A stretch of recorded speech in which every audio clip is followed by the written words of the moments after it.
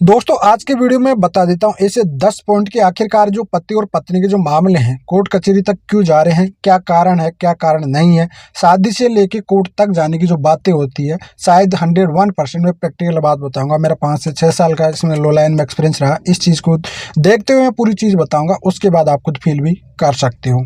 देखिए सबसे पहले तो एक्चुअली में क्या होता है कि जब भी आप शादी करते हो, मैं बता देता हूँ, जब भी आप शादी कर रहे हो तो सेम कल्चर में शादी करिए। मतलब जैसे आपके आस पड़ोस में जो आपका कल्चर, आपका एरिया है, जो भी है, आपका स्टेट है, डिस्ट्रिक्ट है, वहाँ पे कोशिश करिए आप जब भी शादी करते हो अपने सेम कल्चर में करिए। मतलब जो भी आसपास के डिस्ट्रिक्ट होते हैं वहीं पे अपना कल्चर में कोशिश करिए, पहली बात तो। क्योंकि दिक्कत कहाँ आती है, आपकी एक लड़की बाहर के दूसरे, जैसे आपने किया साहब जयपुर के आप रहने वाले हो, दिल्ली में जाके शादी कर ली। अब दिल्ली का माहौल अलग है, आपका माहौल अलग है, ये हर घर के रहन सहन अलग अलग होता है। अब आप तो शादी के बाद तुरंत ये कहोगे साहब हमारे अकॉर्डिंग चलोगे, ये करोगे, हमारा कल्चर तुरंत फॉलो करो, नहीं कर पाता, कोई भी एडजस्ट नहीं कर पाता, टाइम लग जाता है उसको एडजस्ट करने में काफ़ी। और आज की जो जनरेशन है एडजस्ट कर नहीं पाती है, छोटी मोटी पे ज़्यादा पढ़े लिखे होगे तो लोग कोर्ट कचहरी में धमकी देते हैं। तो बात यह है, सबसे पहले तो आपको अपने कल्चर में देखा करो पार्टनर। दूसरी गलती, जहाँ भी आपका मैटर होता है उसमें चाहे वो हस्बैंड हो चाहे वो वाइफ हो, किसी की भी गलती हो सकती है, मैं कॉमन बोल रहा हूँ यहाँ पे, ठीक है। आप उसमें पेशेंस रखा करो हमेशा। एक पार्टनर ज़्यादा हाइपर हो रहा है या परेशान हो रहा है तो उस कंडीशन में आप हमेशा अपने आप को मेंटेन करके रखो कि चलो कोई ना, आज ना ठीक है। और जब भी फैमिली को इंक्लूड मत करो कभी भी। जी हाँ भाई, हस्बैंड वाइफ की लड़ाई है, दोनों की लड़ाई है। अब आप इसमें परिवार को बीच में क्यों ला रहे हो भाई? बार बार परिवार में साहब तेरी माँ के कहना, मेरी माँ का कहना, तुम्हारी बहन का कहना, ये चीज़ें आपका ना रिश्ते को बिगाड़ती है। 2 पॉइंट। तीसरा पॉइंट, अगर भाई परिवार को बिठाना अच्छी बात है कि आप दोनों का मतभेद ज़्यादा हो चुका है किसी भी तरह से, तो फिर आपको परिवार को बिठाना चाहिए। लेकिन ऐसा भी नहीं, परिवार वालों को लिए बोल रहा हूँ मैं यहाँ पे कि भाई आप दोनों का पक्ष लो। बेटी और बेटा, वो तो वही होता है ना कि आपने बेटी दी तो बेटा हो गया आपका, बेटा है तो बेटी हो गई।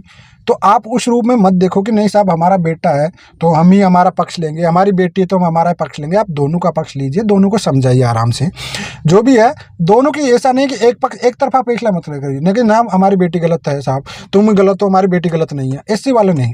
आपके लिए तो दोनों समान है साहब, भाई हस्बैंड भी समान है तो वाइफ भी समान है, दामाद भी समान है, बेटी भी समान है, बहू भी समान है, बेटा भी समान है। तो आपको उस जरिया से फैसला करना है दोनों डिसीजन पे, घर वाले अगर इंक्लूड करते हैं तो।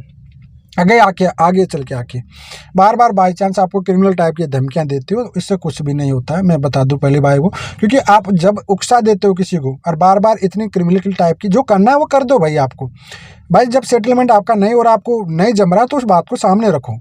ऐसे धमकियां देने से ऐसा कुछ नहीं होगा, तो ये गलती कभी भी ना करें। इन फ्यूचर बाई चांस आपका डिस्प्यूट मामला जो भी चल रहा है तो कोर्ट को आप लास्ट ऑप्शन रखा करो हमेशा। जी हाँ, क्योंकि कोर्ट कचहरिया में रिश्ते बसते नहीं हैं, बिगड़ते हैं ज़्यादा ही। आप उस पर फाइनल रखिए और उसके बाद देखो, आप कहते हो कि साहब कोर्ट कचहरी में जाने के बाद आप भड़काते हो, ये करते हो, वो भड़काना नहीं होता है।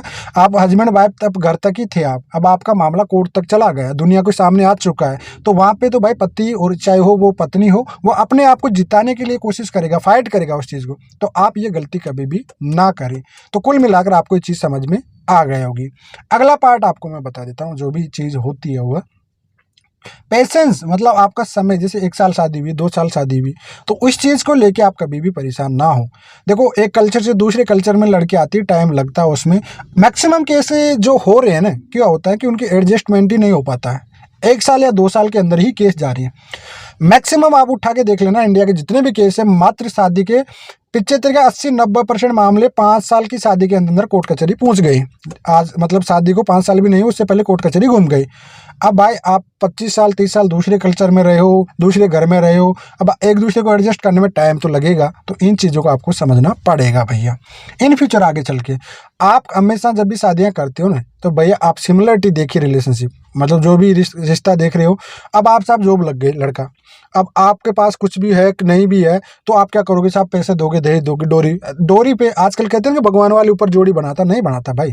आजकल तो पैसा जो अच्छा है, सेटल्ड है, खासकर गवर्नमेंट वाले सेटल हो गया कहीं भी, ठीक है, अच्छा बिजनेसमैन कहीं भी, तो वो पैसों में बिक रहे हैं आज, तो पैसा उनका जोड़ा बना रहे हैं ना। तो वहाँ पे आपकी गलती आती है, वहाँ पे ऐसा मत करिए। आपको पार्टनर को, बेटी है चाहे कोई भी है, तो आप सिमिलर ही आपका लेवल का जो रिश्ता है वहाँ पे आप हमेशा रिश्ते को करिए। कुल मिला के आगे चल के मैं बताता हूँ आपको एक और जो डाउट आता है हस्बैंड वाइफ के बीच में। भाई बाय चांस आपका दोनों की बात बन नहीं रही किसी भी टाइप से, तो आप बैठ के खुद ही सॉर्ट आउट करिए। आप किसी और को उसमें इंक्लूड मत करिए, ठीक है।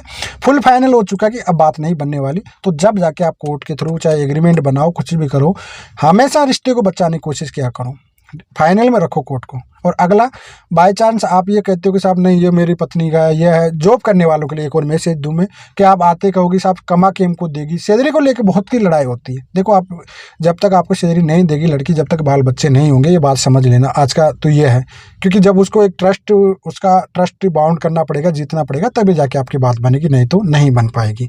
और आप ये सोचते हो कि साहब हम 2 कमाएंगे, तो उसके लिए विश्वास जीतना पड़ेगा, आपको पेशेंस रखना पड़ेगा आगे चल के, तब जाके आपकी बात बनेगी, अन्यथा आपकी बात नहीं बनेगी। कुल मिलाकर ये जो बातें हैं, जो परिवार वाले इंक्लूड होते हैं, तो परिवार वालों को दोनों का पक्ष लेना चाहिए, हस्बैंड वाइफ का, कोई माँ का रिमोट ये वाला नहीं चलना चाहिए, क्योंकि वह तो आपके लिए दोनों समान है ना, आपका बेटा बहू है, दोनों के लिए बराबर है।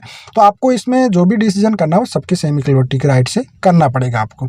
तो आई होप आपको समझ में आ गया होगा पूरी डिटेल में। मैंने ये 10 से 15 जो भी टॉपिक बताए आपको, इन पे आप विचार किया करो हमेशा।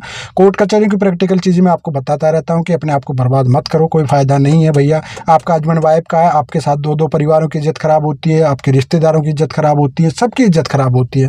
तो आप इन चीज़ों को समझो, आराम से बैठ के सॉर्ट आउट करो, तो कुल मिलाकर आपको समझ में आ गया होगा। फिलहाल आज के लिए इतना ही। जय हिंद।